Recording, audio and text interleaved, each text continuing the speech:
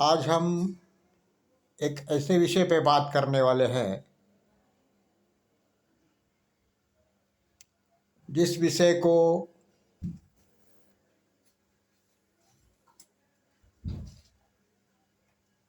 बार बार उद्धृत करना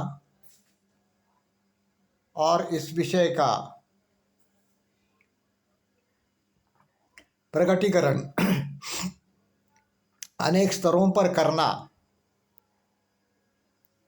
संभवतः ये जो सोशल मीडिया है और ये बाकी के दूसरे जो संचार प्रणाली के भाग है, इनमें अधिकतर किया नहीं जाता है। परंतु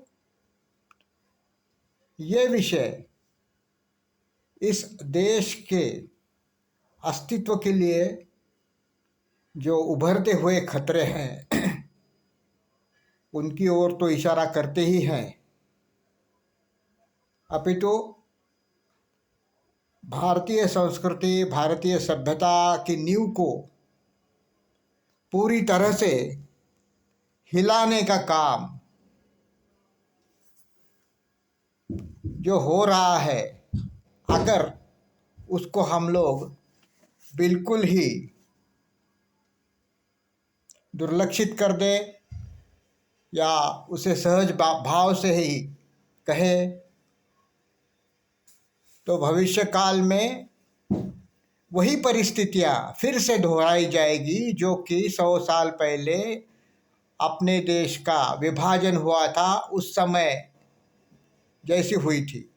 और उसका परिणाम जो है वो फिर से एक बार देश का विभाजन, ये तो निश्चित और निश्चित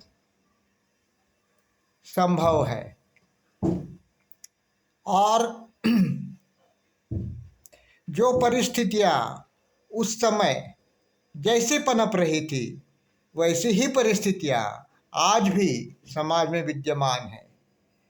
प्रथमतः हमको इस बात का गौर करना है कि देश का विभाजन आखिरकार क्यों हो गया, देश विभाजित क्यों हो गया। तो उसमें सबसे मूल बात तो यह है कि लोक संख्या के आधार पर मुसलमानों ने अपने लिए अलग देश की मांग की। यह सबसे पहला बड़ा कारण, और जो कारण उस समय था वो आज के भारत में भी कुछ वर्षों के बाद फिर से उभर कर सामने आने वाला है। और आज की परिस्थिति 100 साल पहले की जैसी परिस्थिति थी उससे ज़्यादा भीषण है, क्योंकि उस समय भारत में जो ब्रिटिश सरकार थी उसका तो भारतीय विभाजन के प्रति बहुत ही उदार दृष्टिकोण था। अगर भारत का विभाजन होता है तो उसको बहुत अच्छा लगता था। आज तो वैसी स्थिति नहीं है, हमारी खुद की सरकार है। और साथ में ही पिछले 9 सालों से सुनने में आता है कि सबसे प्रबल और बलशाली प्रधानमंत्री देश को नेतृत्व दे रहा है।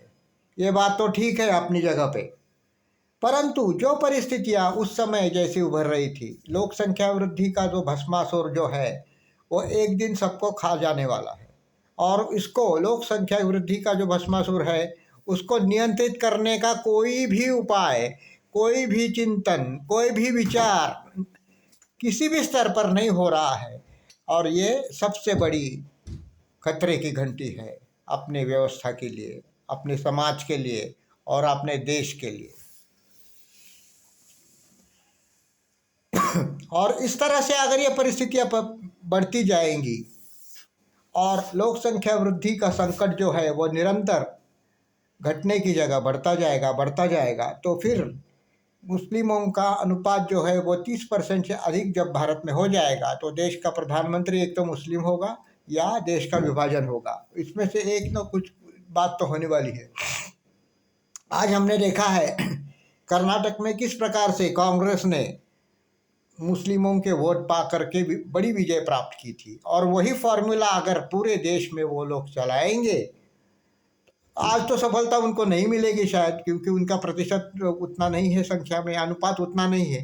कुछ सालों के बाद, यानी 20-22 सालों के बाद, जैसा कि PFI, popular front of India ने जैसा घोषणा की है कि 1947 में जब पहले विभाजन हुआ था, उससे 100 वर्ष के बाद, यानी कि 2047 को इस देश को इस्लामी राष्ट्र बनाना है।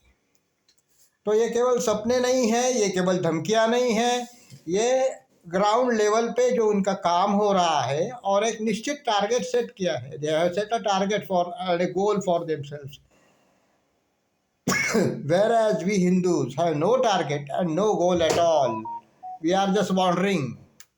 हम ऐसे ही भटक रहे हैं, और राजनीतिक दल, सभी दल जो है वो हमको भटकाने का ही काम कर रहे हैं। कुछ ना कुछ तो प्रतीकात्मक कर लेते हैं, लेकिन ठोस करते नहीं हैं। और इसी की वजह से ये संकट जो है वो प्राण संकट के रूप में बदलने वाला है, और उनको साथ में ही सहायता मिलने वाली है। 5 करोड़ जो घुसपैठिए भारत में आए हैं वो उनकी, ये दूसरा संकट है। तीसरा संकट लव जिहाद का है, और चौथा संकट जो है वो अपने ही देश के जो गद्दार लोग हैं उनको समर्थन भी मिल रहा है। जैसे कि वो उस समय नहीं था, जितनी उनकी संख्या या ताकत, आर्थिक ताकत नहीं थी कि जितना वो समर्थन उनको दे सके। आज देखिए कैसा हो रहा है, मणिपुर में हो रहा है, यहाँ पे आग भड़काई जा रही है। शाहीन बाग के समय भी हमने देखा था कि वो लेफ्टिस्ट और बाकी कुछ जो घटक है उनका पूरा समर्थन राष्ट्रद्रोहियों के पक्ष में रहा है। तो अगर राष्ट्रद्रोही शक्तियाँ इसी प्रकार से मदद करती रहेंगी तो ये तो उनके लिए एक बहुत अच्छी बात होगी।